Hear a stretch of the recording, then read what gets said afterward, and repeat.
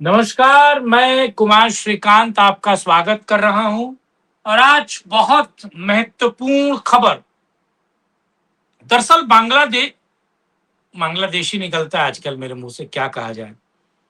पश्चिमी बंगाल में जितने अवैध बांग्लादेशी और रोहिंग्या थे, जहांगीर, हुमायूं, बाबर, अकबर, शाहजहां, तुगलक, फिरोज शाह और ब्ला ब्ला ब्ला, जितने भी ये थे सब, दरअसल हुमायूं और कबीर और ये जितने भी थे, इन सब की फटती फटत फटंत हुई है। क्यों? आज बड़ी खबर। और एक बहुत बड़ा माइग्रेशन आरंभ हो गया है बांग्लादेशियों का, रोहिंग्याओं का, जो अब पश्चिमी बंगाल छोड़कर भाग रहे हैं लगातार। जरा इस वीडियो का विश्लेषण देखते हैं। आज जरा इस पर बात करते हैं, पर आपसे अनुरोध है वीडियो को अंत तक देखिए, वीडियो को लाइक, शेयर, चैनल को सब्सक्राइब करें, कमेंट बॉक्स में अपनी राय रखना बिल्कुल ना भूलिए। और यूपी न्यूज लाइव 87 जो मेरा यूट्यूब चैनल है, आप जरूर उसे सब्सक्राइब करें। जरूर आप अपनी पहुंच, अपना आशीष वहां दें। सबसे पहले मैं जरा आपको एक पिक्चर दिखा रहा हूं, इस पिक्चर को समझिए और अपनी राय दीजिए। देखिए पिक्चर आपके सामने है। गृह मंत्रालय का आदेश, आईपीएस अजय पाल शर्मा पश्चिम बंगाल प्रति नियुक्ति पर तैनात। यानी कि अजय पाल शर्मा अब 5 साल तक रहेंगे पश्चिम बंगाल में। जरा एक और चीज दिखानी बहुत जरूरी है, जरा इसको देखिए।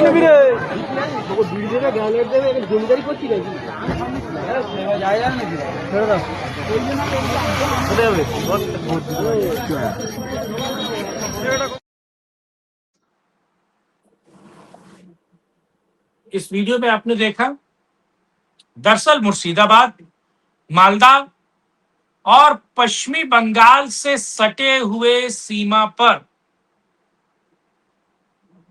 जो बांग्लादेश से सटती हुई सीमा है, जब पता चला एक कि बीजेपी जीत गई, Shubhendu Adhikari will be the next CM of Paschim Bengal. दूसरा, जब बीजेपी वालों ने, राष्ट्रवादियों ने, हिंदुत्व के पुरोधा और उसके योद्धाओं ने अब गोल टोपी का भूस भरना स्टार्ट कर दिया।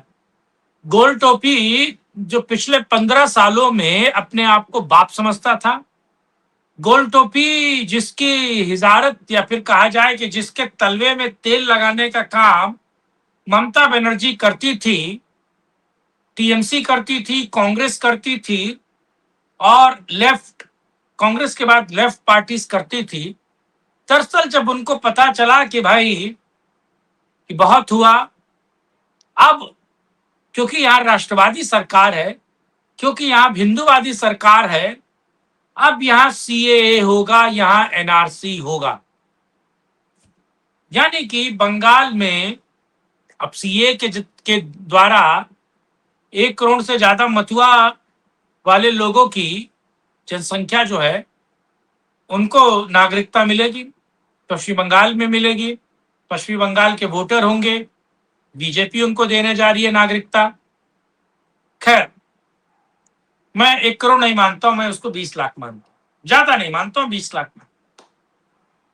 लेकिन जब ये खबर निकली और जब पता चला कि साहब अब एनआरसी भी होगी और अजय पाल शर्मा को केंद्र सरकार ने प्रतिनियुक्ति पर 5 साल के लिए, यानी कि उत्तर प्रदेश के योगी आदित्यनाथ का एक ऐसा सिपाही, उत्तर प्रदेश पुलिस का एक ऐसा सिपाही जो एनकाउंटर स्पेशलिस्ट है, जिसने उत्तर प्रदेश में माफियाओं के नाक में दम किया है, जिसने उत्तर प्रदेश में रंगदार माफिया और अपराधियों के नाक में नकेल डाली है, जो एनकाउंटर स्पेशलिस्ट है, जिसने उत्तर प्रदेश में कानून का राज स्थापित किया है।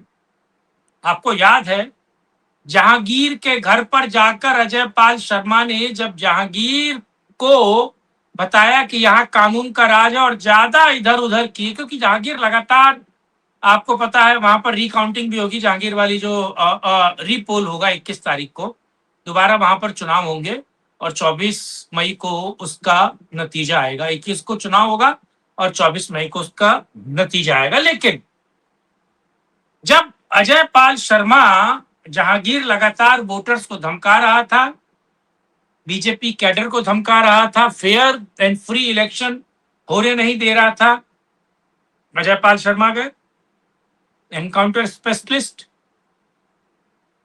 सिंघम, जब जाकर धमकाया और बताया कि साहब कायदे में रहोगे तो फायदे में रहोगे, और अगर दोबारा ये किया, और ये वीडियो बड़ा वायरल हुआ, सोशल मीडिया पे टॉप ट्रेंड करने लगा। उसके बाद तमाम लेफ्टिस्ट कम्युनिस्ट पत्रकार, तमाम टीएमसी के चेले चाटे और टीएमसी के जितने भी प्यादे थे, वो अजय पाल शर्मा को लगे धमकाने। जहांगीर तो आ गया, उसने कहा कि मैं पुष्पा हूं, झुकूंगा नहीं साला।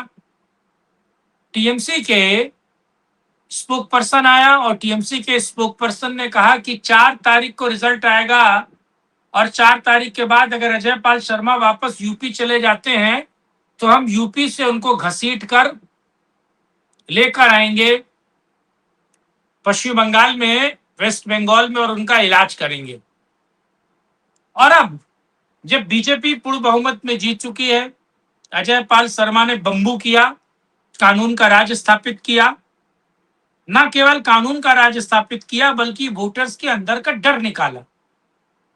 और जब से ये खबर आई है कि ये 5 साल अब वेस्ट बंगाल में अपनी सर्विस देंगे, उत्तर प्रदेश का सिंघम एनकाउंटर स्पेशलिस्ट अब बंगाल में चुन चुन के अपराधियों का, मवालियों का, गुंडों का, और ये जितने बाहुबली हैं, जहांगीर, हुमायूं, अकबर, बाबर, शाहजहां, और जितने भी ये शाहजहां शेख, मैं ऐसे नाम नहीं ले रहा हूं, ये तमाम बाहुबली और गुंडा ही हैं। टीएमसी के पाले हुए गुंडों का चुन चुनकर एनकाउंटर होगा, चुन चुनकर उनको स्वर्ग की सीढ़ी नहीं, 72 हूरों की पास पहुंचाया जाएगा। तो टीएमसी के अंदर खलबली मच गई। टीएमसी के अंदर ही खलबली नहीं मची, बल्कि जो बांग्लादेशी हैं, जो रोहिंग्या है, उनके अंदर खलबली मच गई। और ये रोहिंग्या और बांग्लादेशी जो हैं वो वापस बांग्लादेश और रोहिंग्या जाने के लिए मजबूर है। लेकिन देश के तमाम राज्यों में रहने वाले राष्ट्रवादी और हिंदुओं से अपील है, हाथ जोड़कर अपील है, अब ये पश्चिम बंगाल छोड़कर हरियाणा, उत्तर प्रदेश, ये तमाम ऐसे राज्यों में जाएंगे, दिल्ली में आएंगे, मध्य प्रदेश में जाएंगे, उड़ीसा, झारखंड, छत्तीसगढ़, झारखंड में तो कुछ होगा नहीं इनका, अलग अलग राज्यों में जाएंगे, लेकिन पश्चिम बंगाल और असम में नहीं जाएंगे। तो ये जो इनमें भगदड़ मची है और आधे से ज्यादा बांग्लादेश की सीमा पर खड़े और बांग्लादेश में घुसने वाले हैं। आपको पता है बांग्लादेशी सांसद ने भी बांग्लादेश के संसद में खड़ा होकर कहा था कि बीजेपी के जीतने के बाद एक बहुत बड़ी फौज, एक बहुत बड़ी आबादी जो बांग्लादेशी गोल टोपी की है वो वापस आ जाएंगे तो हम उसको खिलाएंगे क्या, उनको उनकी देखरेख कैसे करेंगे, एक बहुत बड़ा बर्डन पड़ने वाला है, उसने संसद में कहा। उसका आरडी रोना चल ही रहा था। इस बीच ये सब लोग वापस बांग्लादेश और इसमें से कुछ देश के अलग अलग हिस्सों में जाने का प्लान बना रहे हैं।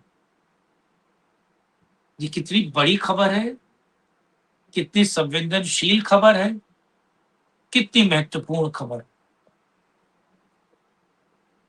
या पश्चिम बंगाल में तो उनका एनकाउंटर होगा, पश्चिम बंगाल में तो रोहिंग्या और बांग्लादेशियों के हमदर्द का दर्द दूर होगा और बांग्लादेशी अब पश्चिम बंगाल छोड़कर भागने को तैयार है। गेट पे खड़े भाई, वो कह रहे हैं कि हमें उस पार ले लो। ये अच्छी खबर है। खेला ये हुआ है, जो खेला हुबो हेबो या खेला हुबो हुबे, पता नहीं क्या ममता बनर्जी रंबा रंबा चंबा चंबा टंबा टंबा पता नहीं क्या क्या कहती है, खैर मैं उस पर नहीं जा रहा। तो अब ये होने जा रहा है, इसका क्या फायदा और नफा नुकसान होगा, लेकिन इतना तो क्लियर है कि पश्चिम बंगाल को न्याय मिला और पश्चिमी बंगाल की सरकार के हाथ मजबूत करने के लिए गृह मंत्रालय ने एक ऐसा अफसर भेजा है जो उनको गोल टोपी और अपराधियों से मुक्त करेगा। बहरहाल ये वीडियो आपको कैसा लगा कमेंट बॉक्स में अपनी राय रखिएगा। वीडियो को लाइक शेयर चैनल को सब्सक्राइब कीजिएगा और यूपी न्यूज लाइव 87 जो मेरा यूट्यूब चैनल है आप जरूर से सब्सक्राइब करें। आज के लिए इतना ही, किसी और वीडियो में राष्ट्रहित में चर्चा करेंगे। तब तक के लिए जय हिंद, जय भारत, वंदे मातरम, नमस्कार, जय श्री राम।